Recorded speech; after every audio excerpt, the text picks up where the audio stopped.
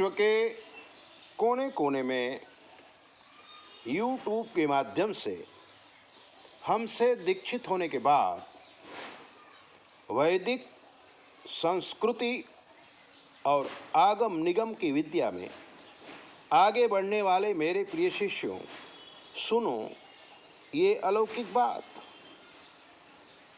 बात उन दिनों की है जब हम गुरु जी की आज्ञा से उनके मित्र के शरण में गए थे। हिमालय की वो गुफा, चारों तरफ से बर्फ, अंदर बहुत गर्मी। अब आप कहेंगे हिमालय में गर्मी? वो गुफा थी, पत्थरों की थी, ऊपर तो बर्फ से ढकी थी, लेकिन अंदर गर्मी थी। प्राणवायु का संचार अच्छा था। आगे का दरवाजा संपूर्ण खुला था, उसमें न तो पत्थर था न तो दरवाजा था। और उन योगी राज की हम सेवा करते थे, कुछ देते भी थे हमको ज्ञान वगैरह। एक दिन की अजीब घटना सुनी और हमारा लड़कपन।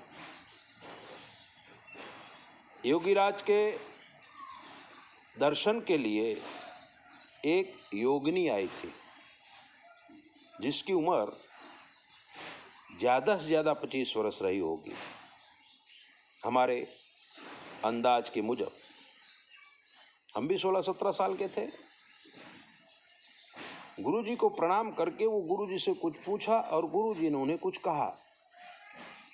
हम साइड में बैठे थे, लेकिन आप जो भी गिनो, उस योगिनी को रूप देख करके, उसकी जटा देख करके, उसका तेज देख करके हम एक ही नजर से उसे देख रहे थे। ऐसा अप्रतिम सौंदर्य हमने देखा ही नहीं था, सुना भी नहीं था, पढ़ा भी नहीं था। हम पागलों की तरह देख रहे थे। हमारे मन की भावना को गुरुजी समझ गए थे और ऐसी नजरों से हमें देखा था जैसे हम हमें खा जाएंगे। योगिनी भाप गई थी और योगिनी ने गुरुजी का हाथ जोड़ा था और इतना बोला था, अज्ञानी है, क्षमा करो। और उस योगिनी ने हमारी तरफ देखा था। हमारी तरफ देखते ही, नजर मिलते ही वो योगिनी मांस के ढेर में परिवर्तित हो गई थी। खून बह रहा था, मक्खियां भिन भिना रही थी। हम कांपने लगे थे। तभी गुरुजी खड़े हुए थे, हमारे सर पर हाथ रखा था। हमें ज्ञान हुआ था ये रूप नहीं, पंच तत्व से बना हुआ मिट्टी का ढेर है। और सारा काम, सारा क्रोध, सारा लोभ गायब हो गया था। अब आप कहेंगे ऐसा भी कभी होता है? गुरु आज्ञा से ये बातें हम आपको बता रहे हैं, वरना ऐसी बातें कोई बताता नहीं है। कुछ ढोंगी लोग ढोंग करते हैं और ढोंग करके ठगने का काम करते हैं। उन्होंने सिद्धि क्या है, ब्रह्म तत्व क्या है, इसके विषय में कुछ नहीं जानते। उदर पूर्ति के लिए ही दुनिया दौड़ रही है।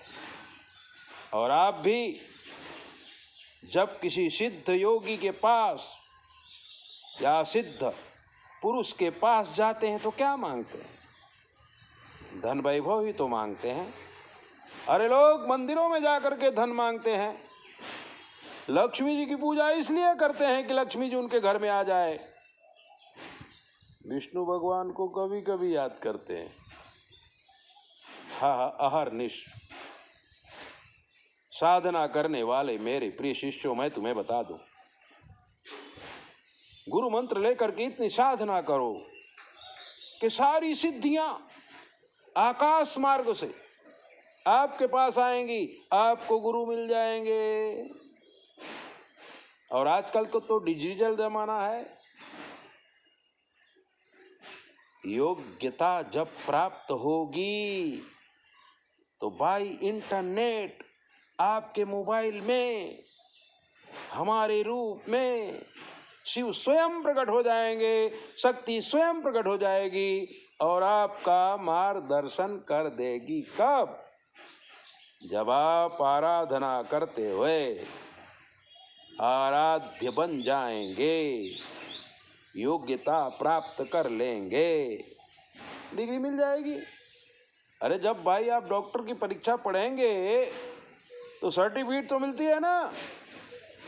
ठीक उसी तरह से आप जप करो, ध्यान करो, योग करो और आपकी योग्यता आ जाएगी तो आपकी मोबाइल में सिद्ध पुरुष प्रकट हो जाएंगे और आपको ज्ञान दे देंगे। हमने अनुभव किया है, कितने लोग अचानक मोबाइल खोला और हम मिल गए, हमसे वार्तालाप हुई, हमारे हो गए। हमसे कुछ पूछा, हमने उनको बताया, हमारे हो गए। विश्व के कोने कोने में आप जो गुरु मंत्र लिए हमसे, वो कैसे लिए? आप और हम यूट्यूब में ही तो मिले थे, लेकिन आप हमें कितना मानने लगे और हम आपको कितना मानने लगे। ये सब अलौकिक चीजें हैं जो आजकल मोबाइल है। पहले लोगों के पास ध्यान ज्यादा था, योग ज्यादा था, आंख बंद करते थे और जहां जाना होता था वहां पहुंच जाते थे, वार्तालाप हो जाती थी, समाचार मिल जाता था। अरे गीता इसका उदाहरण है। संजय कहता है धृतराष्ट्र को कि दृष्ट्वा तु पांडवानीकं व्यूढ़ं दुर्योधनस्तथा। धृतराष्ट्र देखो, युद्धस्थल में कौरव और पांडवों को, धृतराष्ट्र अंधा था लेकिन संजय अंतरचक्षु से धृतराष्ट्र को दिखा रहे थे कुरुक्षेत्र का नजारा, लाइव टीवी शो। कहने का मतलब यह है कि जब आप ध्यान करेंगे, योग करेंगे, जप करेंगे, गुरु करेंगे, तब अंतर चक्षु खुल जाता है। विश्व की कोई भी बात छुपी नहीं रहती है, हर चीज अपने आप आपको बता देगी कि मैं ये हूं, इस काम में आती हूं।